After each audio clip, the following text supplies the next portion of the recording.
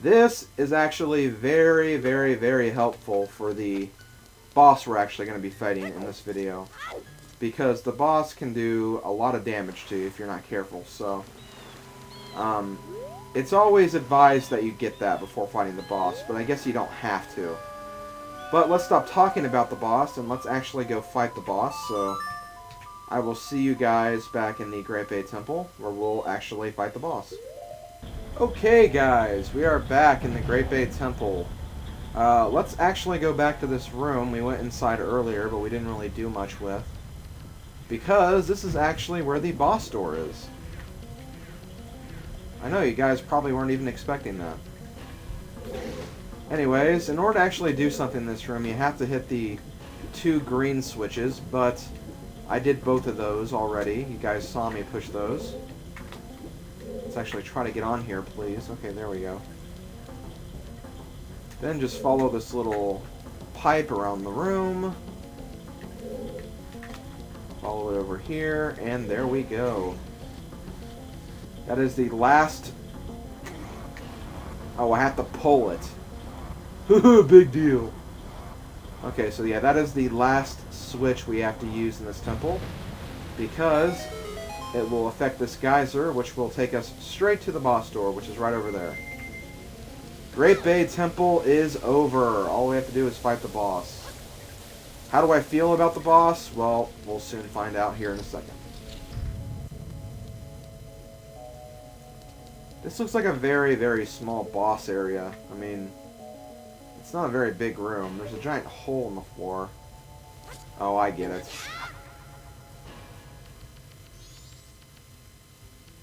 Here's where the boss fight takes place. And I wonder what we're fighting this time. It's Morpha! No, it's not. If it was Morpha, though, we'd be in for a very easy time.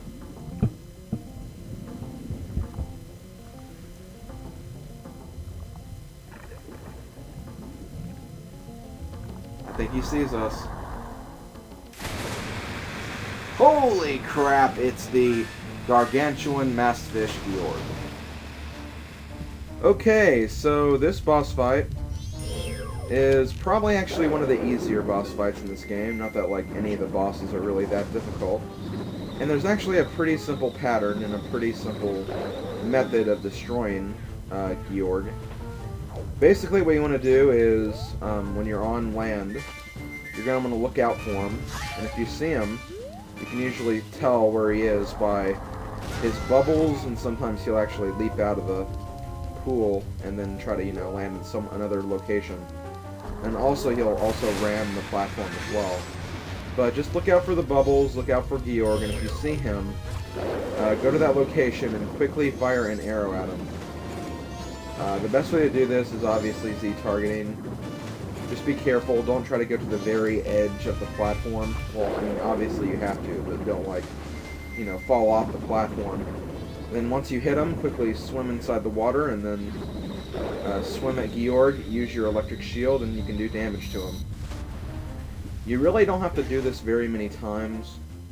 I believe he only takes about 5 or 6 hits from the shield before he's dead, so this really isn't that hard of a boss fight. Or rather, it's not very long of a boss fight.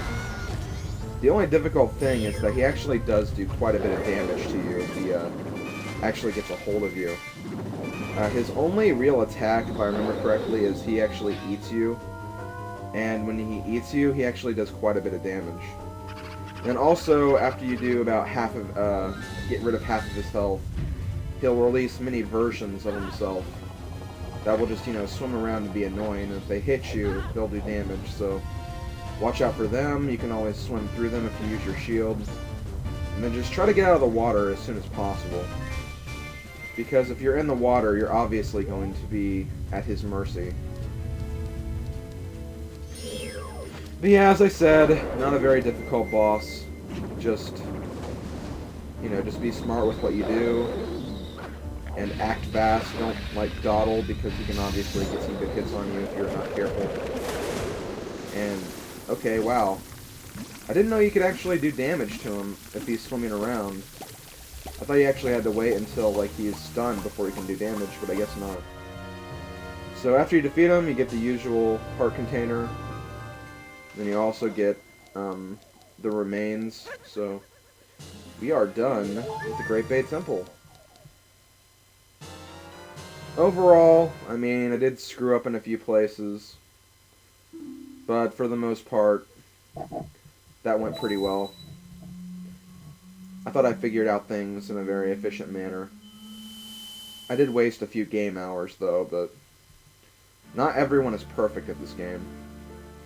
I'm probably going to be getting a lot of comments, though, from people who are going, "Oh, you do suck at the temple, you can't figure it out." Well, look, I beat the temple. And you know, it's really, really weird. I mean, a lot of people, when they make comments, they seem to make the implication that, like in the very first video, I said I was like a true blue expert at the game, which I dare anybody to actually go through every video and find where I said those exact words, because I would never say something like that. I know I am not the best video game player. I just enjoy playing video games, and for this particular game, I do remember a lot about it. Not every little thing, though, I just know a lot about it. And it's one of my favorite games, so if I said anything, it was that. I never said, or at least never meant to imply, that I was an expert at this game. But whatever, I'll get off that. No use venting about it. Although sometimes you have to vent. Sometimes it's better just to get it all out there. So, Great Bay has been restored. And as you can see, Lulu is no longer out here anymore. In fact, Lulu and the other band members are actually on this stage out here. And in just a minute, we'll actually watch them perform. But before we do that, if you climb up this little hill right here, this is where we found the person who wanted a picture of Lulu. There is actually no worthwhile reward for doing that. Basically, you can take a picture of Lulu and take it to that guy, and he'll give you a rupee reward. There is no heart piece or anything like that, though, so that's why I didn't really do that. That might be something I'll show off in the extra videos or something. But anyways, there are 2 torches up here.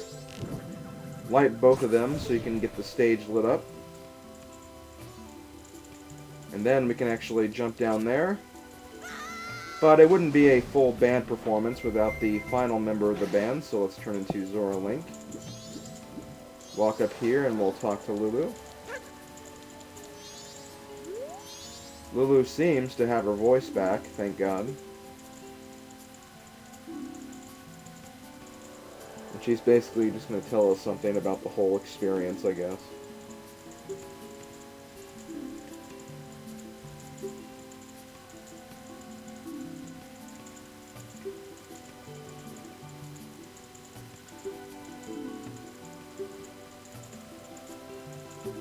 Okay, let's listen to the rehearsal.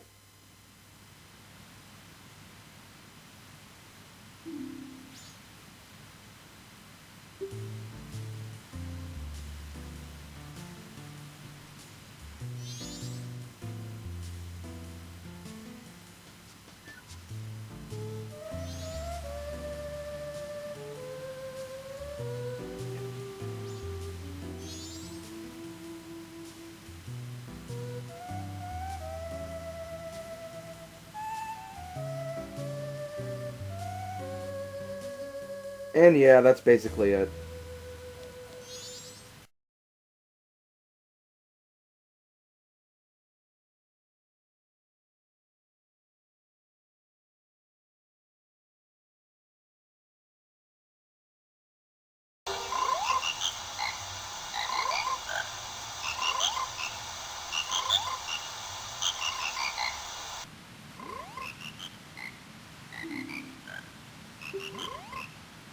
And for bringing the choir together, we get a heart piece.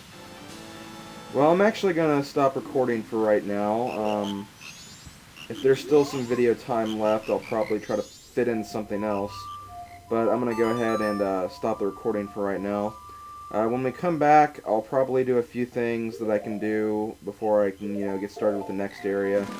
But I probably don't have that much planned for the rest of the cycle, so yeah, I'll just see you when I get back. Hey guys, I am back for more Let's Play The Legend of Zelda Majora's Mask. So, earlier on in this cycle, I completed the Great Bay Temple and also did a few other things as well. Now, I'm actually going to, get a few things done in the next area I'm supposed to go to. Before I do that, though, I'm going to stop by the trading post because I'm going to purchase something while I'm here. Once again, we have the weird back-scratching guy, who, if you actually look carefully, he has like the same kind of model as the Curiosity Shop guy. I think they're technically supposed to be the same person, but they just, look different just for the, the hilarity of it, I guess. But yeah, whatever. I'm not going to really focus on that too much. And something else I'm going to do is I'm actually going to do a little side quest that involves, or not really involves, but after you finish it, you actually get 4 heart pieces, so it's basically a full heart container side quest. And how have I not talked to this guy yet? Oh right, I warped at the very beginning. But I'll be doing that a little bit later. There's a few things I need to get done now that I kind of want to take care of as soon as possible. So, first off, let's play Epona's song, because we will need Epona for this part.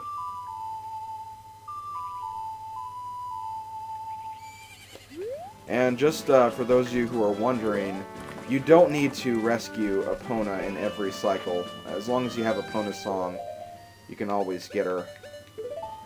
I'm also going to equip the Lens of Truth and my red potion. Some of you guys probably know what I'm getting ready to do right now. Let's just say it's something that many of you guys have been commenting about that I haven't really, taken care of yet. But don't worry, I'm going to do it now. I'm going to do it now. The waiting is going to be over. First, though, we have to make our way to the canyon area. This is the 4th area of the game.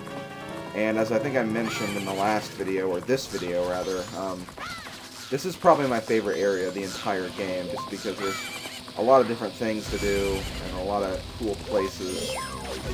And I'm getting blown up by bomb shoes, which I guess kind of sucks, but whatever.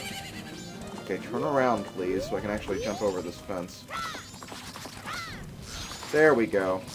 Okay, around this area, you should see a circle of stones.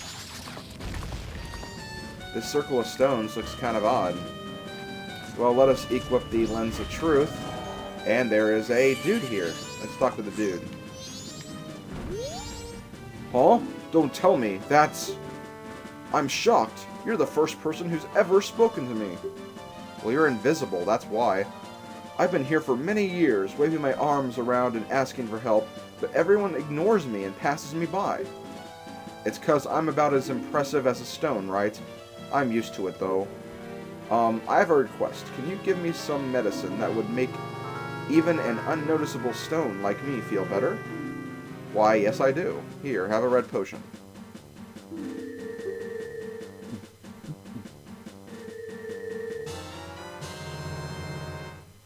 I feel better, I think. Thanks. Oh, here, in gratitude, we get the Stone Mask, where it was see to become as plain as a stone. Now, let me practice standing out. Okay, that'll help. Nobody can still see you, though.